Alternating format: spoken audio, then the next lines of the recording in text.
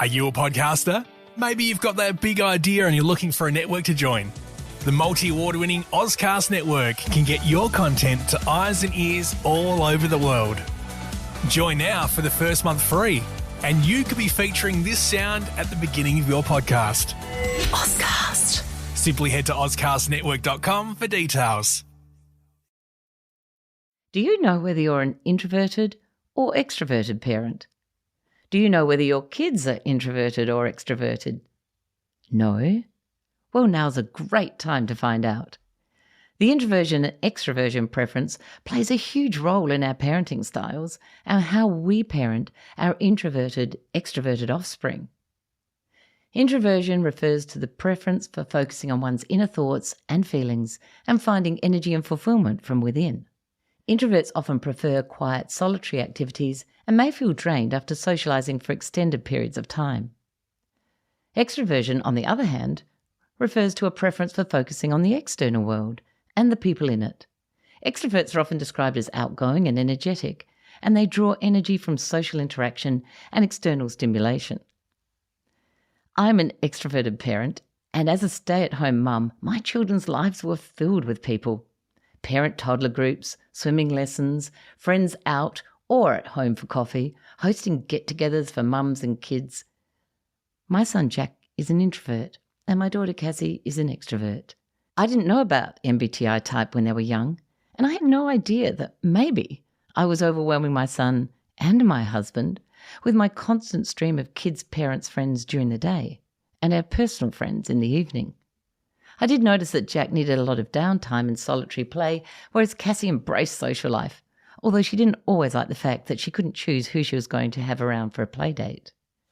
It wasn't until Jack was around 12 years old, and I asked him who he'd like to have over for the weekend to hang out with. He took me aside and gently said, "Mum, I don't need friends like you do. I have plenty at school, and I don't need them on the weekends." Wow, how mature. His words actually stopped me in my tracks. I'd never thought about him not being like me and needing people all the time. I took this on board and stopped asking him, with his reassurance that if he did want someone over, it was all good with us. The following year, I qualified as a Myers-Briggs Type Indicator facilitator and trainer, and I was able to see with greater clarity who we were as a family and what made us tick. From then on, Paul and I used the MBTI and our knowledge of temperament to help us get through the not-so-terrible teens. With personality tools in hand, life is so much easier, and we knew who we were dealing with. I'm Kate Mason, and welcome to Parenting and Personalities. This is the podcast that connects you to the ones you care about the most. My guest and fellow interviewer is Tracy Noon. Tracy and I are lifelong friends. We've both used the MBTI as an essential people tool in our business lives. And we're also parents, and we're going to share with you the important positive aspects that knowing and understanding personality type brings to the family journey. Today we're looking at understanding you and your family's preference for extroversion and introversion, the first MBTI type preference, and how to align yourself with your kids.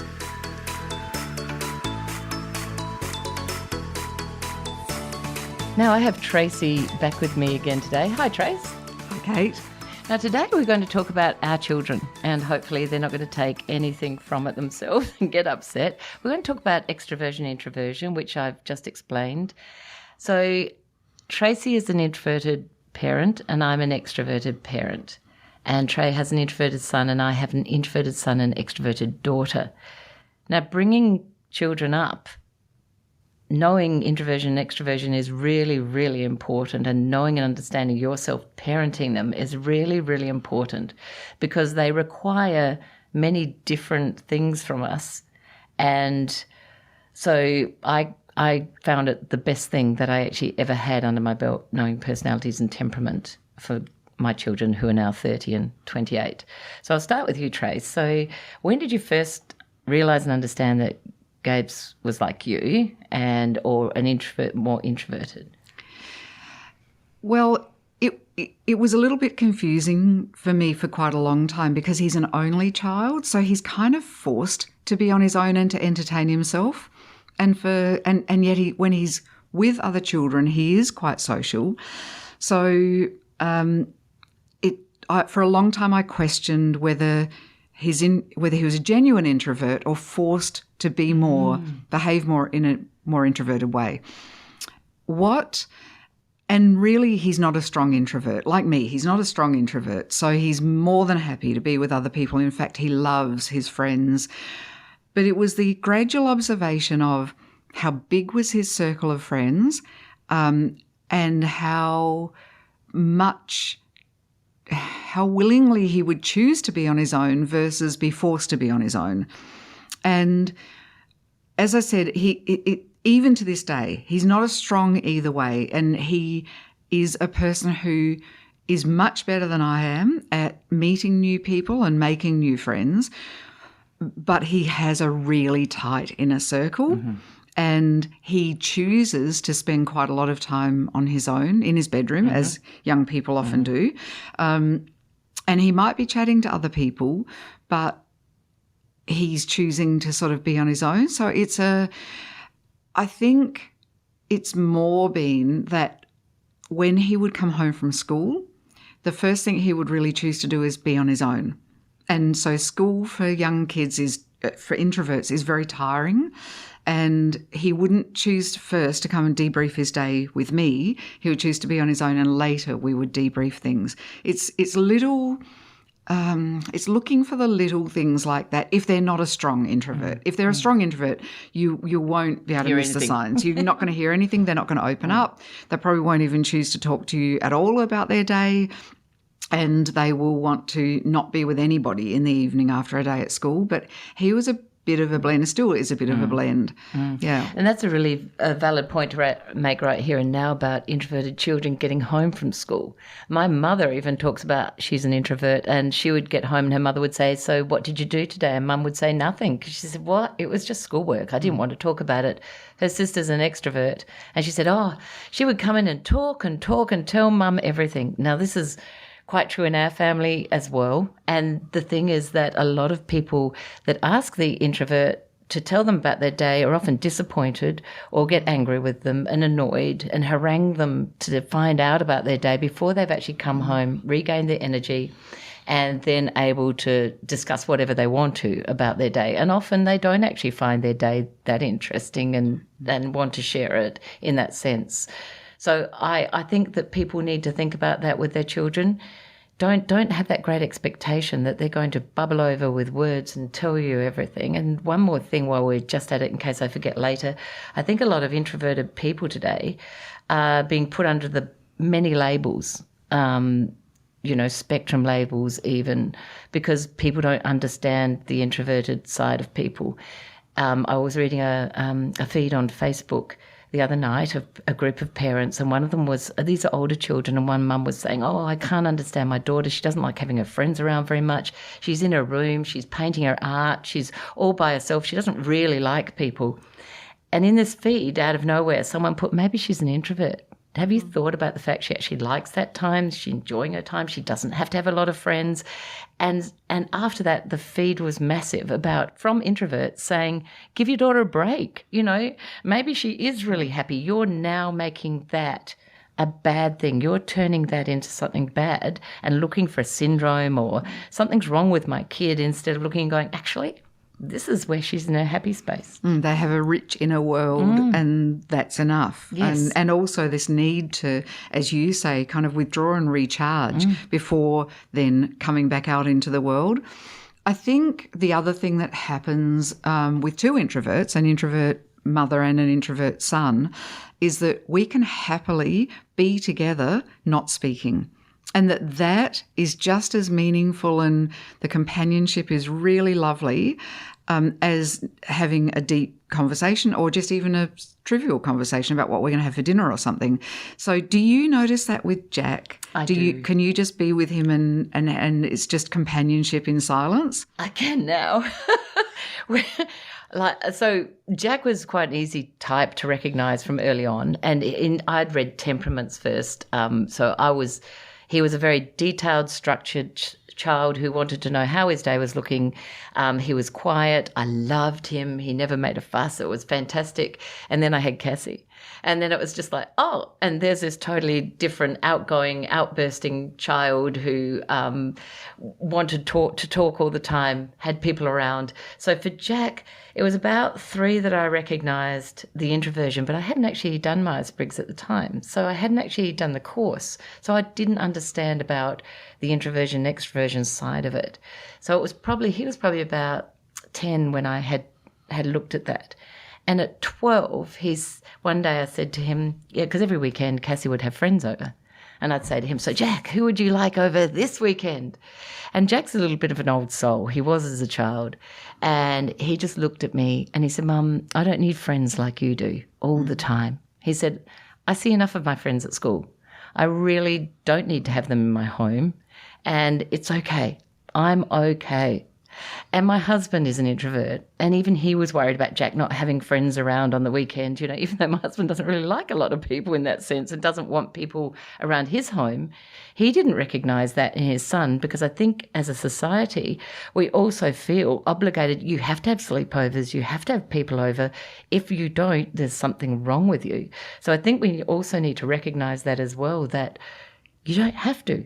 Really, they don't have to. He was totally okay in himself.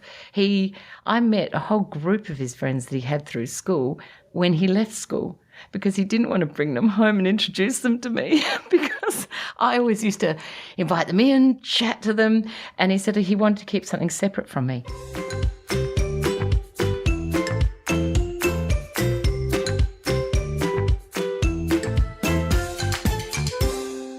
I was running a workshop last week when a very frustrated member of the team asked why no one on their team cared about structure and timeframes. Does this happen at your workplace? Frustrations lead to unhappiness and disillusionment. Don't lose valuable team members. Contact me now at thepersonialitycoach.com.au to help you build team communication and cohesiveness.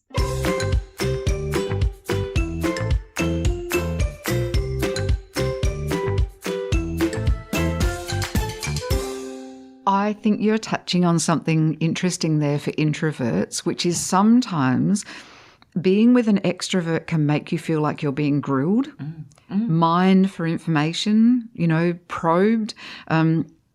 So you can actually start to not want to be with a person because they want to chat all the time and they want to draw information out of you, and it feels stressful to an introvert. So sometimes the extrovert inadvertently sort of the introvert, instead of coming to meet the extrovert halfway, withdraws even further, wants to protect themselves even more and avoid conversations with an extrovert because the extrovert makes them feel intimidated.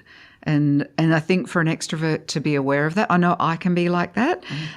If I don't feel like talking, then being with somebody who's asking me question after question after question makes me withdraw more and more and more. And I think for the person who's asking the questions, it makes them want to, chase me, like that you want to chase. And so I'm aware with my son of really careful not to do that. If he feels like talking, we talk. If he doesn't feel like talking, we don't talk. But I take the lead from him, because also sometimes extroverts, you know this with me, sometimes you can't shut me up. I'm in chatty mode. And once I get into, and it's exactly the same with Gabs, my son, is that if he's in chatty mode, he could talk nonstop for an hour.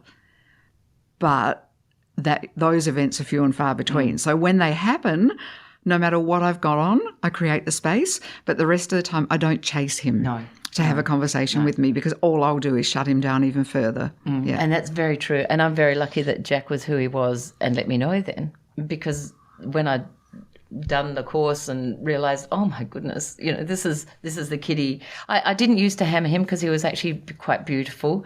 I didn't, it wasn't always necessary to have that conversation with him, and I did have Cassie to be talking to as well, because Cass is my extroverted child. But the other thing about extroverts and introverts that I talk about in my workshops is that the introvert takes longer to process the conversation that's taking place. Extroverts don't. They say what's on the tip of their tongue, and often it's wrong, whatever they say, and they have to go back and rethink it. That's another episode. But the thing is that I say to people, count to 10 before you ask the next question. I haven't cut you off. That's just me counting to 10. So that is a long time. That feels like a long time in your space. So for an extrovert, what we do is we say, how's your day? No answer. What did you do? Who did you play with? Where did you go? And by that time, we've overwhelmed that introverted child so much, or the introvert themselves as an adult, that they actually can't think of all those answers. So they just shut down or walk away. So a really great tip that Trey's saying is ask a question. If you don't get a response, ask another one after a period of time, and then ask them. I say to Jack, do you feel like talking right now? And he says no. Yeah, perfect. I think that's exactly right. And also sometimes, Kate, I think I don't feel like talking, but once I've spent enough time with the extrovert who's chatting, my energy lifts up to become more outward focused and I can join in. Yes. So it's not, I feel like extroverts can sometimes be scared of introverts because they're so quiet and you feel judged. Yeah, you feel, and sometimes they are judging, yes, but sometimes extroverts are judging introverts. You know, we all judge. So we do. But I don't think introverts judge more than introversion is a different thing from judging. Yes, it is. And so it's. For the extrovert, it's just more watch your introvert. Keep an eye on them and include them. Keep conversation going. Don't push them before they seem to give you the signs of being ready to chat. But you can keep on chatting because often introverts love being with extroverts. It helps to bring them out. It does. And Jack used to have many chats with me and he would always put the surroundings around it. Do not talk about this with my friends, because he'd say to me, Mum, none of my friends talk to their mums and dads. And he was really, I've got a lovely relationship. He was always open, like you say, talk like anything when he was ready and when he would answer. Whereas on the other hand, having an extroverted child with an extroverted mother is great. Well, you know, her social schedule, I loved it. As long as I like the mums that she wanted to hang out with the kids of, I was very happy to do all the social things and take her to places and meet her friends. And my brother once said to her, she was having a party, and he said, so who have you invited, Cass? And she reeled off these friends, and one of them was her best friend. And he said, oh, he's an introvert. So how long have you been friends with her for? She said, 2 weeks. And he goes, and she's your best friend, is she? Oh, yes, she is. And he said, oh, sure. And 2 weeks later, she wasn't her best friend. You know, introverts have very close friends, and extroverts are often a little bit, like I say, the butterflies on the friendship flowers dashing around. And Cassie was like that for a long time. She found her true friends when she was in high school. And so that was brilliant. She's got her true close group of friends sitting there. But for her and I, going out was what energized us and having people home. But I was also very aware when you have children over for sleepovers and stuff like that of treading on, you know, Paul and Jack's space in the house. So Cassie wasn't allowed to have a sleepover until she was 10 because I didn't want little faces at our breakfast bar the next morning when Paul had wanted to get up and have his coffee, or Jack, you know, having little kids about. And to tell the truth, I hated sleepovers because the kids never slept and it was just a nightmare.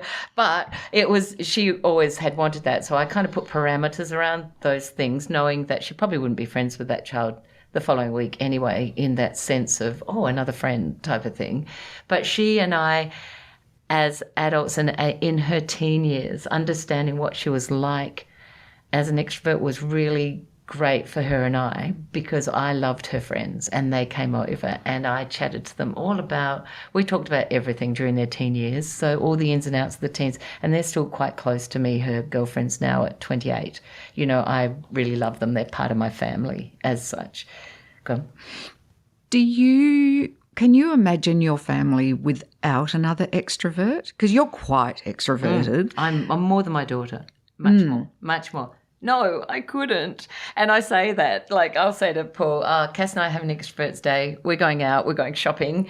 You can just stay home. Jack's home. It's all good. You know, you two can just sit and do what you like. I think I would have probably drowned a little bit because I would have had to find my source externally, or I would have hoped that one of my boys, if I had 2 boys, got an extroverted girlfriend and I could chat with them.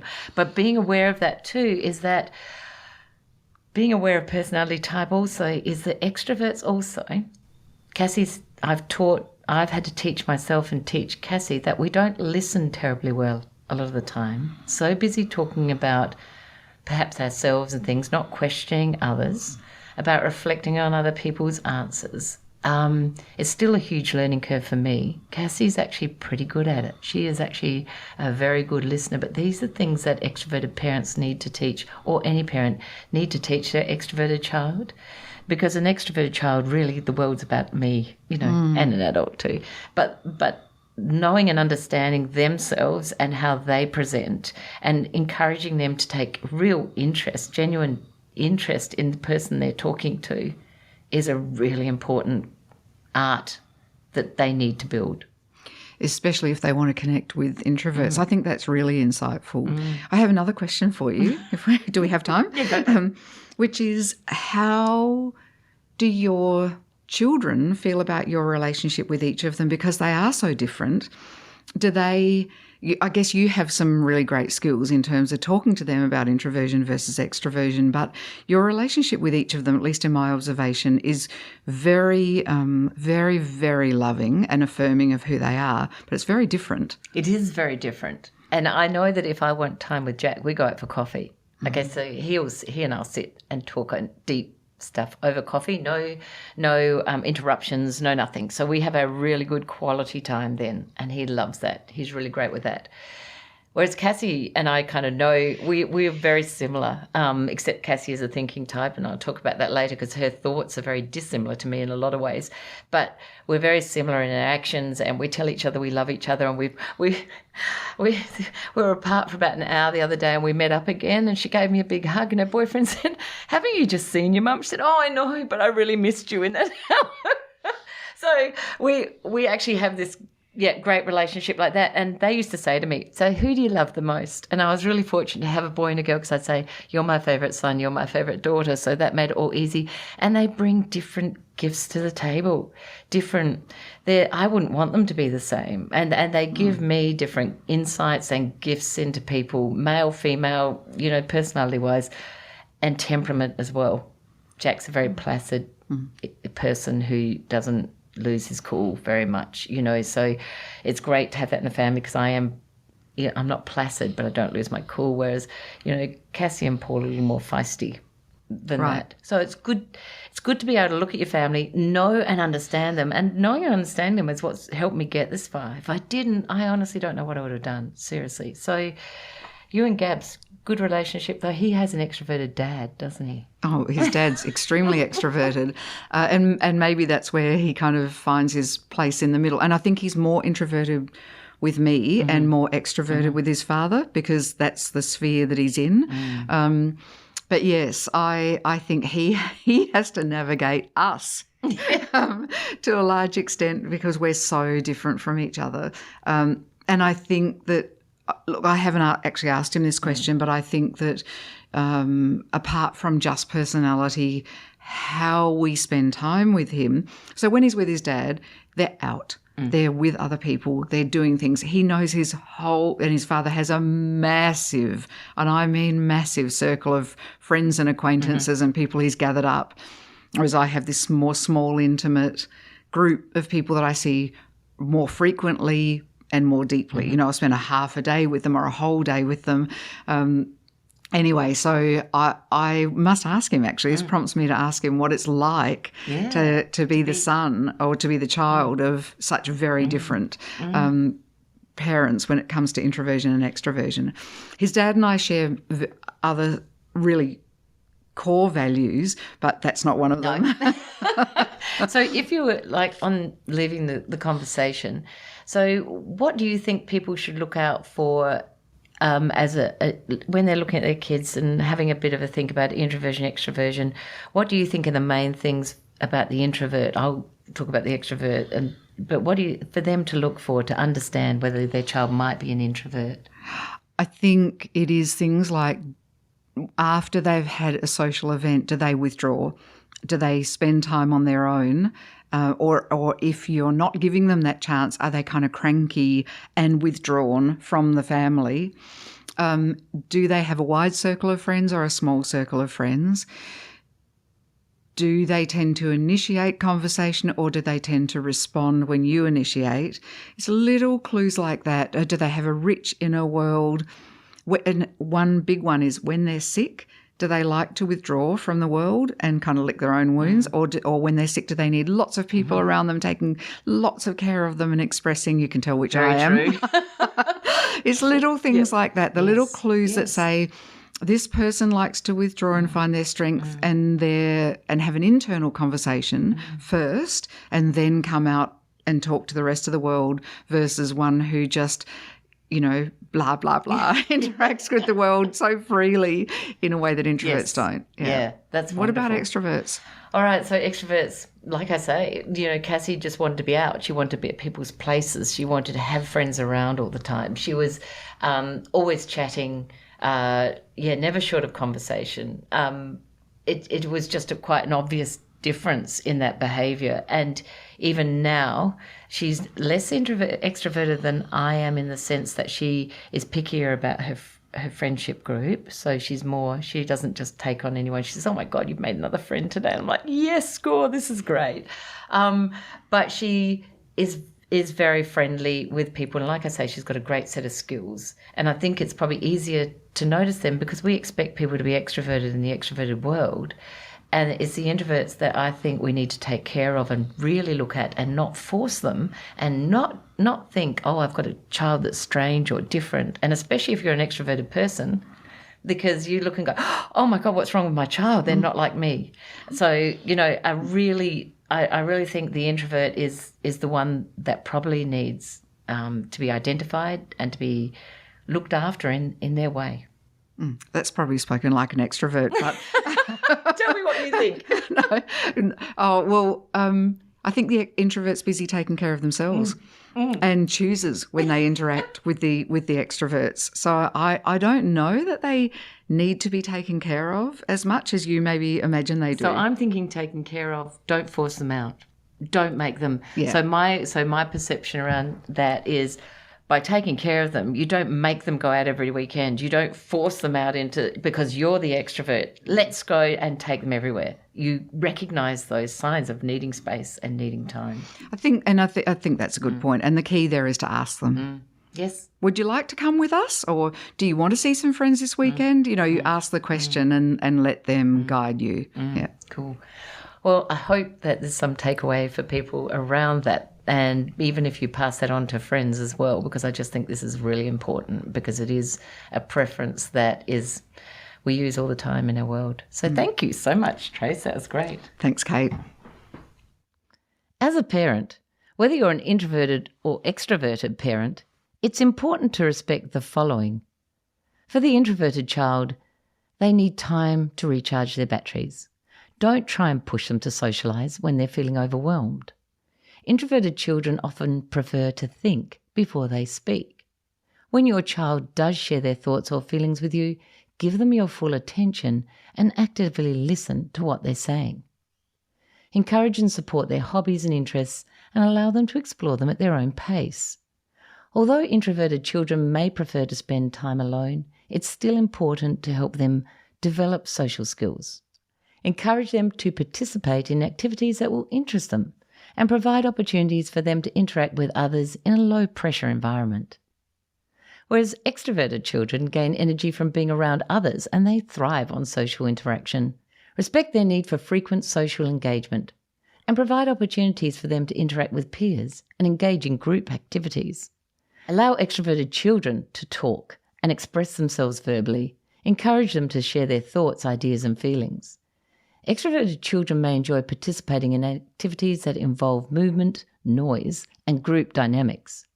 Consider incorporating such elements into their learning and play environments to keep them stimulated and interested.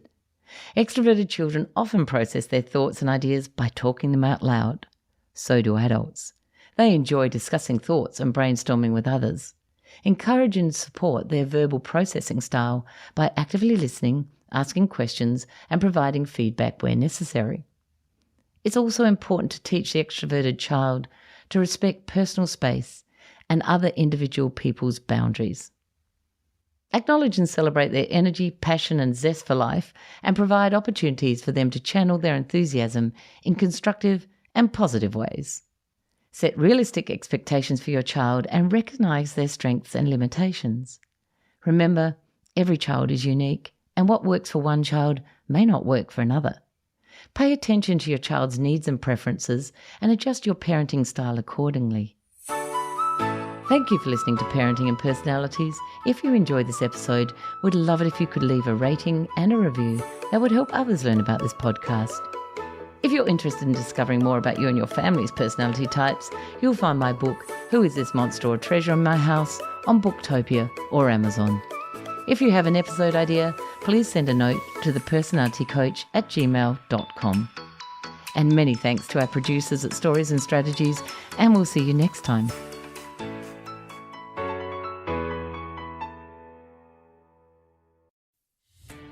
Are you a podcaster? Maybe you've got that big idea and you're looking for a network to join.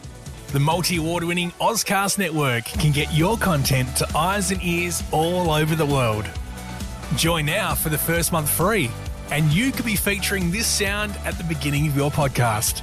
Ozcast. Simply head to ozcastnetwork.com for details.